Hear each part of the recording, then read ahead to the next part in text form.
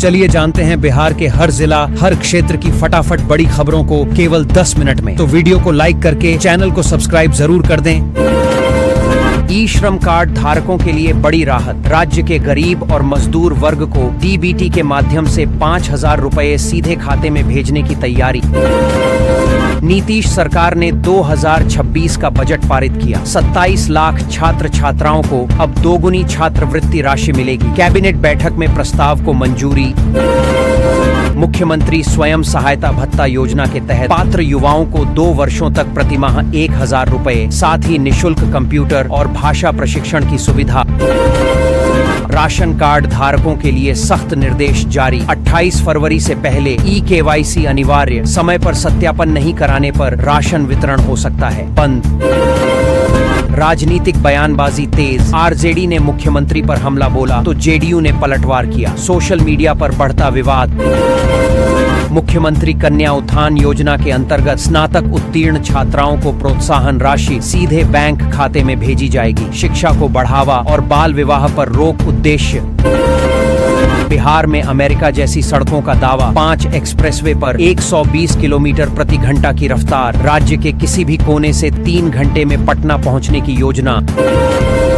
जमीन रजिस्ट्री में पारदर्शिता के लिए ओटीपी सिस्टम लागू। फर्जीवाड़ा रोकने के लिए नीतीश सरकार का नया आदेश जारी। बिहार में शराबबंदी को और सख्ती से लागू करने के लिए मद्य निषेध विभाग ने ड्रोन और खोजी कुत्तों की मदद से छापेमारी अभियान तेज किया। कई इलाकों में लगातार कार्रवाई जारी। राज्य सरकार ने केंद्र से 3,000 करोड़ रुपए का बकाया मांगा। ग्रामीण विकास मंत्री ने विधानसभा में जानकारी देते हुए कहा कि यह राशि आवास और ग्रामीण योजनाओं के लिए बेहद जरूरी। नीट छात्रा मौत मामले में जांच तेज। एसआईटी ने बरामद साक्ष्यों के आधार पर डीएनए नमूने लिए। मामले की हर पहलू से गहन पड़ताल जारी। विधानसभा में मुख्यमंत्री के बयान पर हंगामा। विपक्ष ने कानून व्यवस्था और छात्रा प्रकरण को लेकर सरकार को घेरा। सदन में नारेबाजी और तीखी बहस। यूपीआई भुगतान से जुड़ा नया नियम लागू। 2,000 रुपए से अधिक के कुछ ऑनलाइन लेन देन पर शुल्क की चर्चा। सामान्य दैनिक सीमा 1 लाख रुपए, विशेष क्षेत्रों में 5 लाख रुपए तक की सीमा बरकरार। विधवा, दिव्यांग और बुजुर्ग पेंशनधारियों के लिए ई-केवाईसी अनिवार्य। समय सीमा के भीतर सत्यापन नहीं कराने पर पेंशन भुगतान रुक सकता है। पटना समेत कई जिलों में सोने और चांदी की कीमतों में गिरावट। चांदी 12,000 रुपए तक सस्ती। 24 कैरेट और 22 कैरेट सोने के दामों में नरमी। अरवल जिले में बीपीएल उपभोक्ताओं को प्रधानमंत्री सूर्य घर योजना के तहत मुफ्त सोलर पैनल। सामान्य उपभोक्ताओं को भी सब्सिडी का लाभ। प्रधानमंत्री किसान सम्मान निधि की अगली किस्त के लिए किसान आईडी और ई-केवाईसी पर जोर। रजिस्ट्रेशन प्रक्रिया को लेकर किसानों में बढ़ी चिंता। शिक्षा विभाग का एक्शन मोड। सरकारी स्कूलों में शिक्षकों की ऑनलाइन हाजिरी अनिवार्य। औचक निरीक्षण की प्रक्रिया तेज।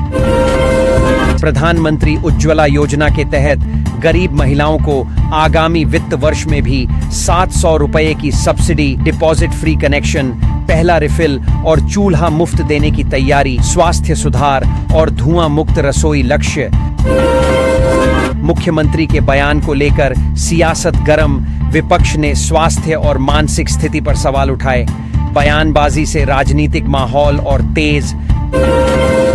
राज्य में जमीन खरीद बिक्री के नियम सख्त। 10 फरवरी से नई व्यवस्था लागू। दस्तावेज सत्यापन और प्रक्रिया होगी और कड़ी। भूमि फार्मर रजिस्ट्री की समय सीमा बढ़ाकर 11 फरवरी तक की गई। 21,000 से अधिक किसानों का निबंधन। तीसरे चरण में मुजफ्फरपुर अव्वल।